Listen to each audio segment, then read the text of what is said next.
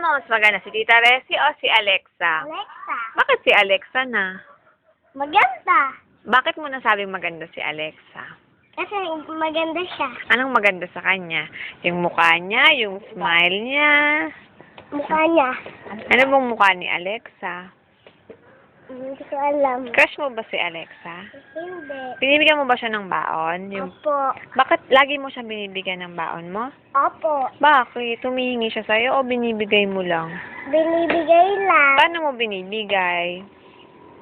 Baka magutom na naman. Paano yun? Katabi mo ba siya? Katabi mo? Opo. Paano mo binibigay sa kanya? Kunyari, ako si Alexa, katabi mo ako. Paano mo binibigay kay Alexa yung pagkain? Kunyari, magkatabi tayo.